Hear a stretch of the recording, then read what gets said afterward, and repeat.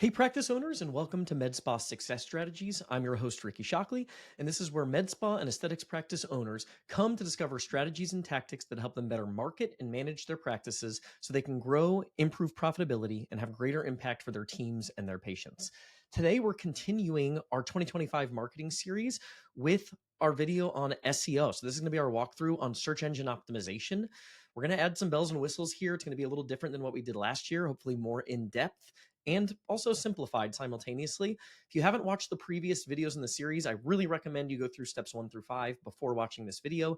But today we're going to talk about, as practice owners, how do you make sure that you're set up for success on search? So how are your prospects going to find you more frequently when they're actively searching for the services that you offer? And how can you manage your marketing investment so that if you're outsourcing this or hiring an SEO company, you have a good foundation for what actually moves the needle. There's a lot of jargon in the SEO world, a lot of mumbo jumbo that sounds very technical that doesn't really impact results. So today we're going to boil this down. We're going to focus on the things that actually move the needle and give you a good guide and a good reference for how you can impact your search rankings.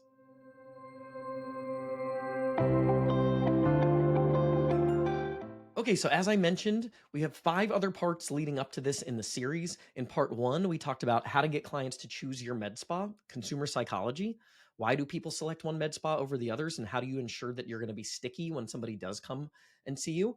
Part 2 was truly understanding ROI. There's 2 bad ways to measure ROI as a med spa: initial visit revenue and lifetime value, which is vague. So we implement and show a nuanced approach to measuring and analyzing ROI and cash flow considerations related to your marketing investment, so you know how to attract a boatload of clients, what good results look like, and what you can expect in terms of a growth path. We talk about the bad leads problem, especially if you're running ads on Facebook and Instagram, and how to maximize conversion rate so that you have more of those leads showing up into booked appointments. We talked about and showed our best performing ads frameworks on both Facebook, Instagram, and Google Ads. Some of those strategies we're getting clients for less than $50, less than $30 in ad spend. And then today we're going to talk about the basic but often overlooked things that you can do to improve your rankings on Google and other search engines. In the following videos, we'll talk about how to achieve omnipresence and retention strategies. But today, let's focus this conversation on SEO. So my first controversial take, which is going to be like hopefully a step back and a little bit of an analysis moment for some of you, is when is the right time to invest in SEO? So as an aside, I've been an SEO professional for over a decade. When I started our agency, I did strictly SEO consulting. I take my SEO education, and have for years, very seriously. I've spoken at conferences to other agency owners on SEO. With that said, I do not recommend a proactive, ongoing SEO investment until you're at about $2 million a year plus in revenue. And the reason being is, after you make some of the initial changes to set yourself up for foundational success, which we'll go over in today's video, the rest of the progress is very slow, it's very incremental, and it can be inconsistent and unpredictable. And is that really what we want from our marketing investments? If you're a med spa that's trying to grow and scale and you're in the pre $2 million a year phase, I would argue that it's not a good time to spend money on SEO. I think the reason that a lot of SEO companies and a lot of marketing companies fell in love with charging for SEO as an introductory service is because the overall investment price is lower because there's no ad spend. So if you only have $1,500 a month to spend, well, I can charge you $1,500 a month for SEO, and we don't have to worry about ads. Your total investment is $1,500. But if you really want to juice your med spa, the ads platforms are going to be a faster, more predictable catalyst to growth, but they require more money going into the system. Still, we recommend doing things in order. So like, I've got a screenshot of our program. Our ramp up phase 1 is priority A. We want Facebook and Instagram ads to be the main lever we're pressing until we get to 100K a month. At phase 2, this is up to about $2 million a year. We implement Google Ads strategies and diversify a bit. And then we really go all in with SEO and some other tools and tactics at the $2 million a year plus mark. So again, order of priority. You only have so much money you can spend on marketing and advertising at different growth levels. You don't want to do all things at once. And this is the order of priority that we recommend for our clients. So I know it's going to be jarring for some of you that maybe are paying for SEO prior to being ready, in my opinion, for SEO service. So let's talk about the ranking factors. What actually, and I think this is information that's very important to know as a business owner. You don't have to be involved in the day-to-day of your SEO strategies to be in the loop on this. You need to have a high level knowledge so you can audit anybody that you're hiring to perform these services for you accurately and appropriately. So SEO companies tend to focus a lot on technical things that sound confusing and fancy. So they'll talk about core web vitals, schema, NAP consistency, like those types of things really are housekeeping tasks. They do not move the needle in terms of rankings. And let's think about it this way. Google's job is they're trying to show the most relevant, authoritative content or search results to their users. Are they going to base that on the fact that your Yelp listing has a suite number that's formatted differently than Google, or that you don't have a city square or a hot frog listing? No, like that doesn't make sense. It hasn't. You see this being less and less important in more SEO survey data as of late. I've been saying that for a long time. So all those technical things, I would push those to the side. We'll call those housekeeping tasks. Like, yes, we want to do our dishes and clean our floors, but it's not going to make our house more valuable. What's going to make our house more valuable?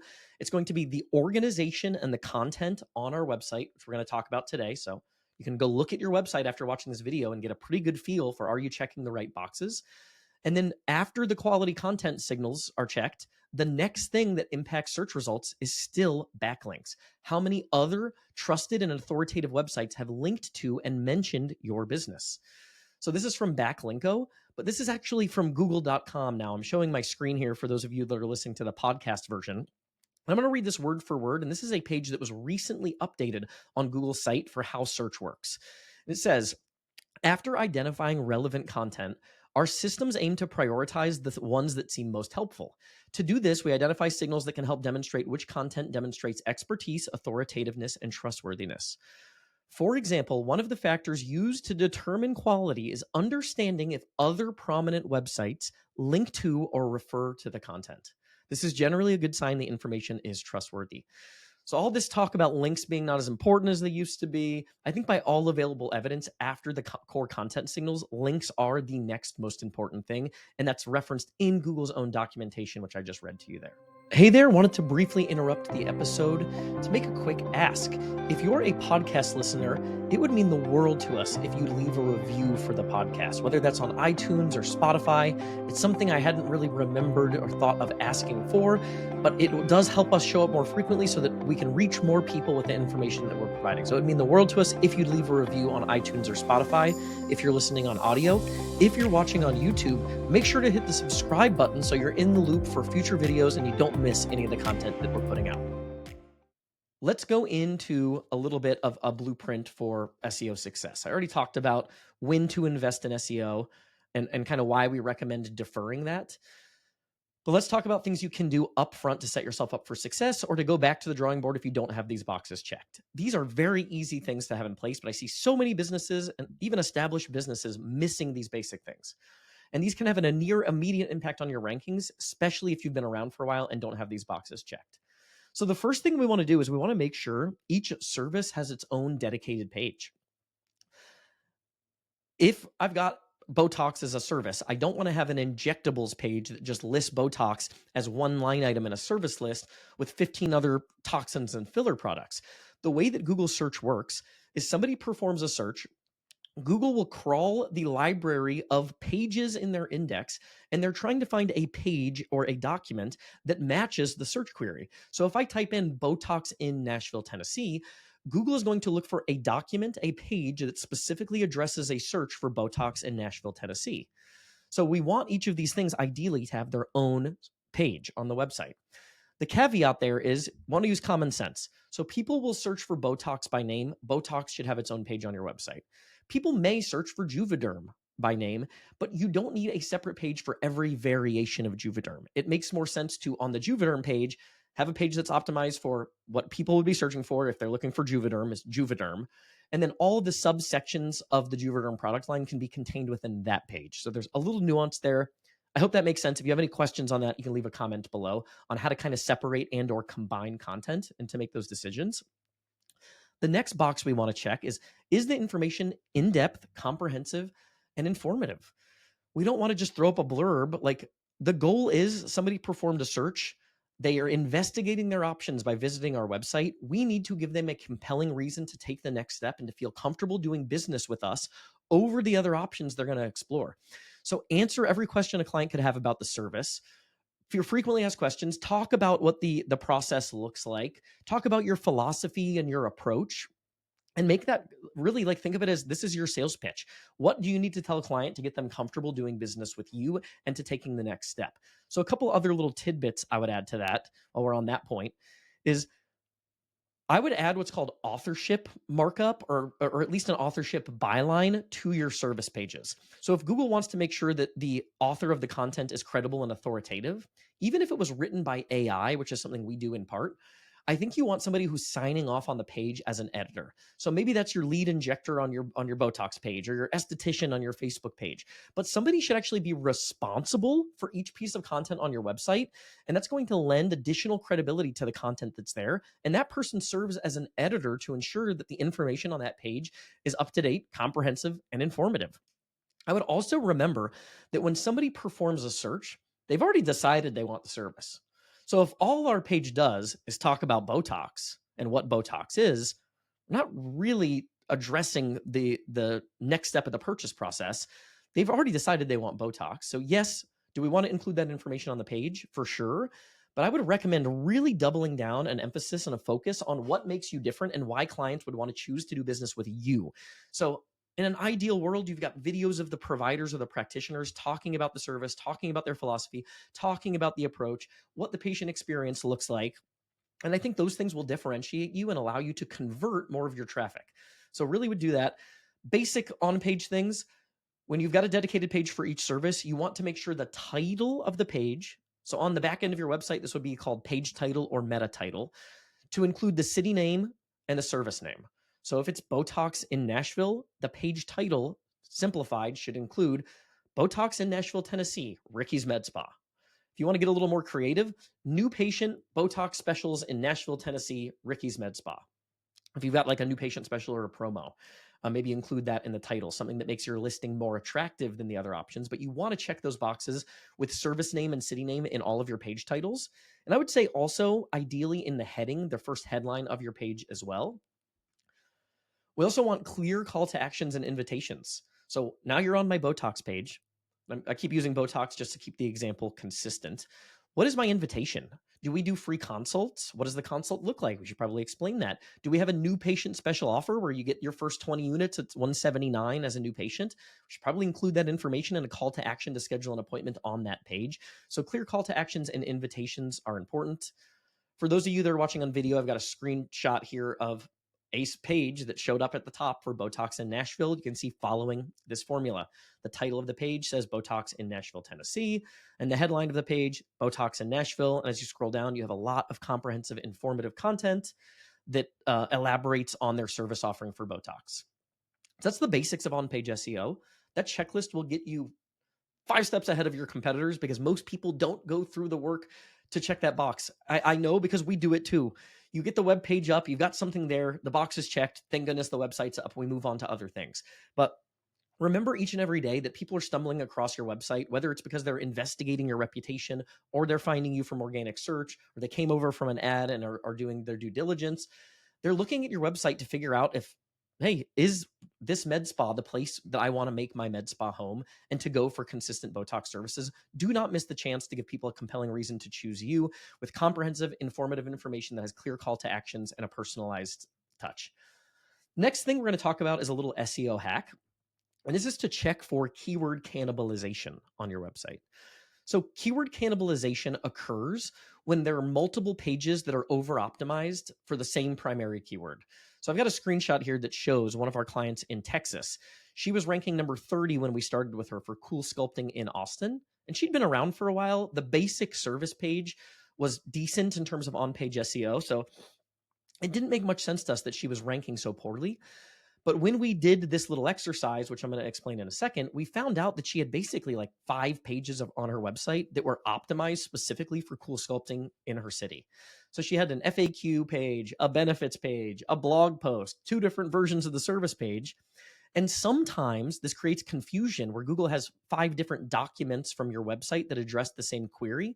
They're not really sure which one should be displayed to the search users, and you see diminished rankings as a result. So I'm a big proponent of what I call read and react SEO. If it's not an issue, don't fix it. If you've got 5 pages that are over optimized for the same query, but you're still ranking number 1 for that search, it's not a problem. If you see diminished rankings, this is a good exercise to do to potentially fix this. So you can see in this example, we took her from number 30 to page 1 in 45 days for making these changes. And that is something that'll consistently happen if you're doing the right things when it comes to analyzing keyword cannibalization issues. So on Google, what you would do to figure this out or to get an idea if this is happening for your site is you Google site colon and then put your URL without anything before it. So not the HTTPS, but site colon rickysmedspa.com space. And now you're going to put what the search query would be. So Botox in Nashville, cool sculpting in Nashville. From there, you're going to see a bunch of pages that are specifically from your site that appear for that search in order. And what you want is that there's one page that is clearly talking about that service. Others may casually mention it, but they're not primarily focused on those keywords. If you have diminished rankings and multiple pages that are over optimized for that keyword, you may want to consider combining that content into your primary service page and what's called a redirect for the old URLs so that they automatically forward to the new URL. So that can get a little complicated. So what I would recommend is if you do this exercise and you notice there's a potential issue, notify your SEO team or your web designer. Here's the crazy thing. Many SEO companies, and in her case, this was the case, that her SEO company actually created this issue. So there's this misguided idea that, hey, if we want to rank for cool sculpting, we need to create more content around cool sculpting in Austin, Texas. And you actually end up creating an issue with keyword cannibalization. If you take a step back and think about what makes sense for a user, if I'm Googling cool sculpting in Austin, Texas, I really want one page that contains all of the information I need to understand what your service offering for cool sculpting entails. I don't want to navigate to your blog and to another page. Like that information can and should be contained. So I see a lot of times SEO companies actually creating this issue accidentally. Okay, so that takes care, I think, of the on-page SEO fundamentals. Now we're going to talk about domain authority and earning inbound links. So I would check all the boxes up to this point. And then also when we get to the Google business section listing optimization, I would do those things immediately and do that audit.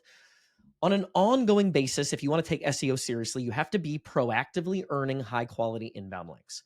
So how do we do that? We follow mainly a two-pronged approach. The first is what we call competitive link mining or competitive link prospecting. This is where we're going to figure out where are our competitors earning links that we can reverse engineer.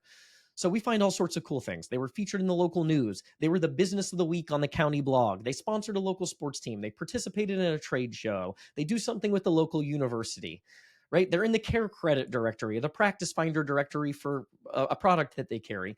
We can learn a lot from competitive link mining. So I recommend, if you're doing this on your own, that you've got some sort of a tool. You can Google for free backlink checkers. Some of them are okay, but the paid ones are better. And the ones that I would probably recommend are Ahrefs, SEMrush, and maybe Moz. So they're under $100 for the basic version of the tool, and they'll allow you to do what we do, which is plug your competitor's website in there, comb through all of the places they've earned links, and the outreach part takes work. There's no way around that. If you want to do this well, you've got to build connections and reach out and develop those links via manual outreach. There's really no other way to do it.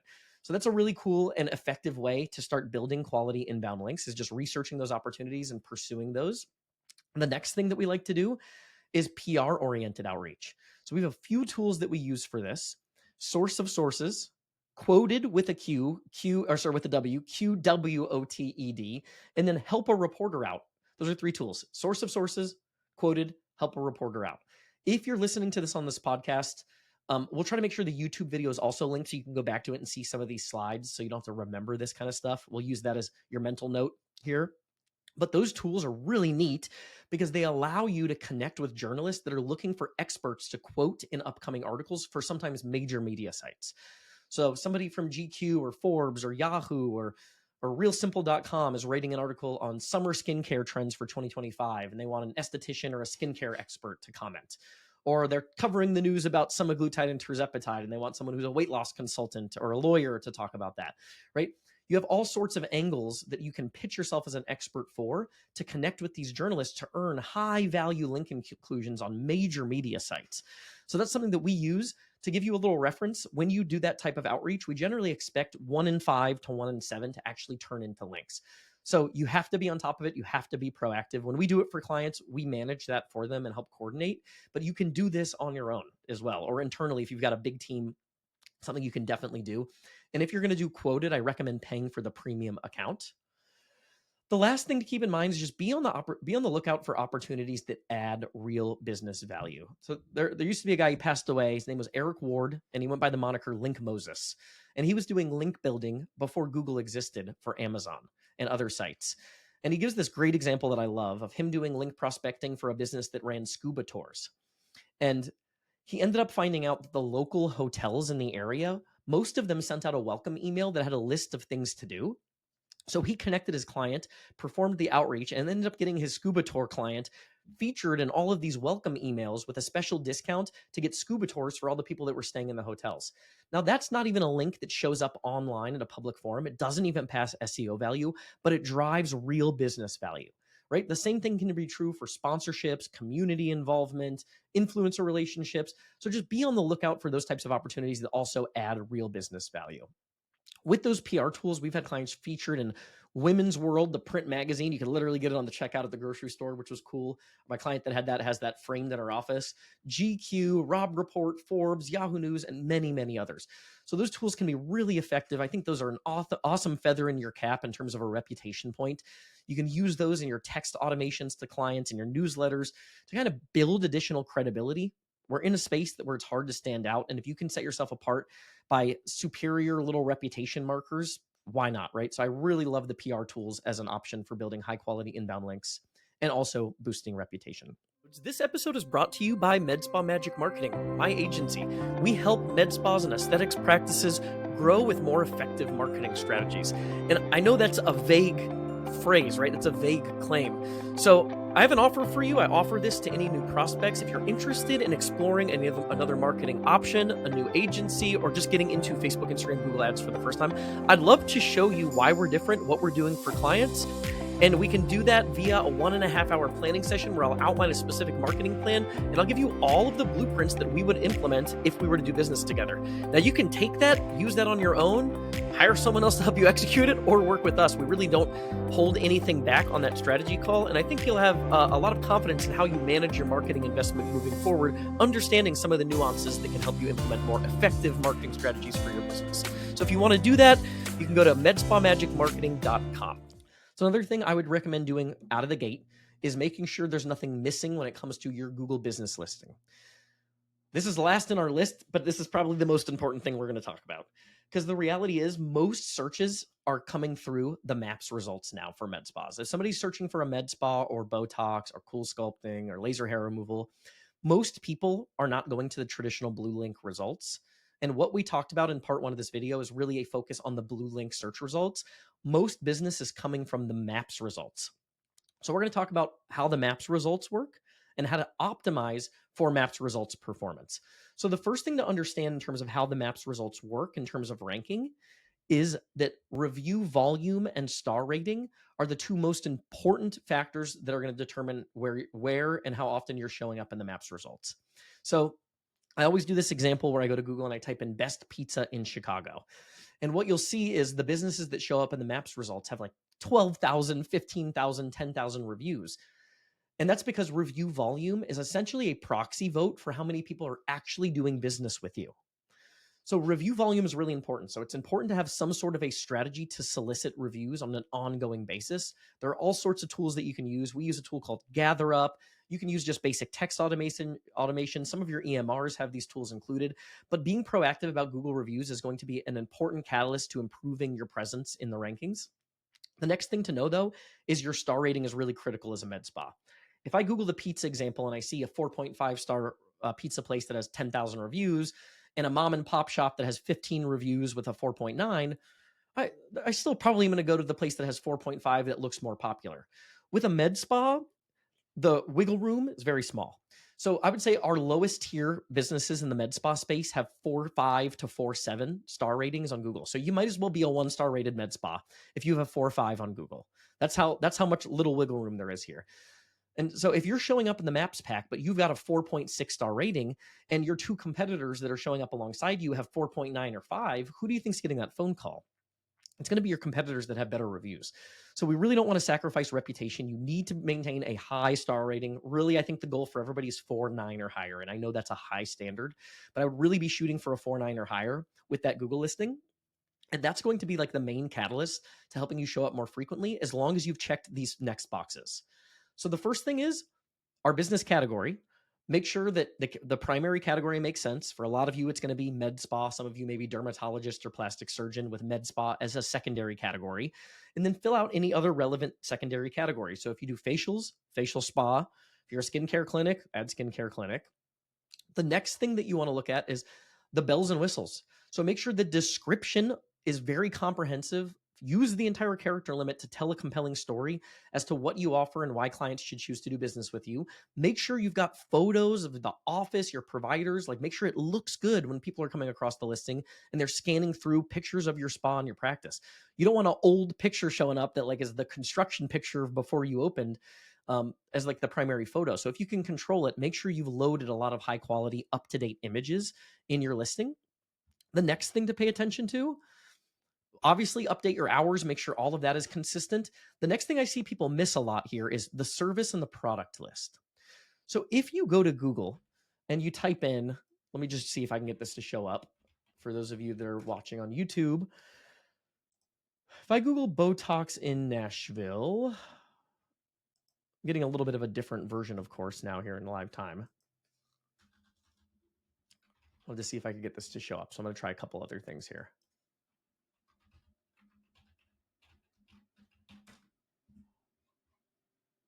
Okay. Of all days, I think Google is testing a little something with how they're displaying these search results. But what you generally see a lot of times, this is at least happening on the back end, even if it's not showing up on the front end. Google will put a little circle next to the businesses with a check mark that says provides the name of the service. So if I typed in Botox in Nashville, Tennessee, Google will primarily show me listings where there's a lot of information that people actually go to this place for Botox, whether it's in their reviews mentioning Botox on their website, or they've got it in their service list explicitly that they provide Botox as a service. So make sure that's not missing. I see a lot of people that don't have all of the products and services that they offer listed under the products and services section of your Google business listing. So to find this, you would literally go to google.com/business, log in. If you're already logged in, you can just go to the search result, type in your business name, and it'll pop up with this dashboard that shows you all of the edit options. But make sure your service list is completely filled out and contains every service that you offer. Botox can be listed as a service. It's also a product, so I would list it in both places. And then again, have a proactive review strategy in place. As simple as just pasting the review link. You can get, if you go into your dashboard, there's a little button that says ask for reviews. You can use that to send text messages out to your clients in a very simplified, direct format. One other little thing to think about, if you're providing a service like Botox, probably don't want to send that a day after. You want to wait a few weeks until they've actually seen the result or they've had a follow-up to get to the point where they've had a satisfactory result. Because again, you don't want to be giving these out before people actually have a good experience, because it's going to water down the effectiveness of the review. The next thing that I called a housekeeping task that you probably still want to check is what we call NAP consistency, which just is name, address, phone number. Is my Google listing, the information that's on my Google listing, accurately reflected on other top directory sites? Apple Maps, like Bing, MapQuest, right? Like all of these things, Uber. This tool, Moz Local, or something like Yext, will help you automate that process. So you can basically say, here's all the information on my Google listing. This is up to date and consistent. Make sure that that is also published on all of the other top directory sites across the web. So again, a good housekeeping task. I don't believe this moves the needle in terms of rankings, but definitely an easy box to check and something you don't want to miss. We really recommend skipping a blog. This is another thing that I think is a giant waste of time, energy, and money. Most SEO providers provide a blog as part of their service offering, and I think this is very misguided. People do it because it's a deliverable, and I think that people, in my opinion, just haven't thought critically enough about this to understand that this is not an effective strategy for most local businesses. So I'm going to give you the reasons why. One is these don't tend to rank. So if I'm creating a blog article like benefits of Emsculpt, there are probably dozens, if not hundreds, of other websites that have written that exact same article that have stronger domain authorities than mine. So I'm probably not going to rank. So there's ding number one. There's too much competition. We're probably not going to rank. Second ding is these don't generally earn links. If an SEO company is publishing a low quality blog, it's not link worthy. People aren't picking it up and referencing it and linking to the content. So there's ding number two. And even if we get lucky enough that one of our content pieces is niche enough to rank, I had a client that was an audiologist, and their SEO company would show them all these ranking or these traffic reports of their traffic from search going up. And when we audited that, we figured out a large part of the traffic increase was from a blog that was how do piercings affect your hearing?